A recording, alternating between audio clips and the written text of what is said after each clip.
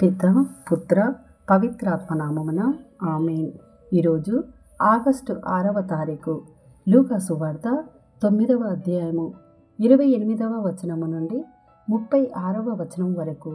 ఈ బోధలు చేసిన పిదప దాదాపు 8 దినములకు పేతురు, యోహాను, యాకోబులను వెంటబెట్టుకొని ఆయన ప్రార్థన చేసుకొనుటకై పర్వతము పైకి వెళ్ళెను.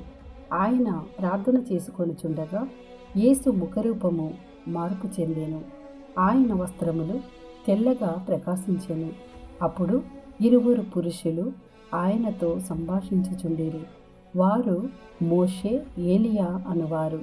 వారిద్దరూ మహిమతో కనిపించి యేసు యెరూషలేములో మరణింపవలసిన విషయమును గూర్చి ఆయనతో ముచ్చటించుచుండిరి. పేతురు అతని తోటి వారును నిద్రమత్తులో ఉండిరి. వారు మేలుకొనినప్పుడు యేసు మహిమను ఆయన చెందనున్న ఆ పురుషులిద్దరిని చూచిరి. వారిద్దరూ ఆయన యొద్ద నుండి వెళ్ళిపోవుచుండగా పేతురు, ప్రభు, మనం ఇచ్చట ఉండుట మంచిది. ఒకటి నీకు, ఒకటి మోషేకు, ఒకటి ఏలియాకు 3 పర్ణశాలలను నిర్మింతుము అని తాను పలుకున్నది తనకే తెలియక మాట్లాడుచుండెను. అతడు ఇట్లు పలుకుచు.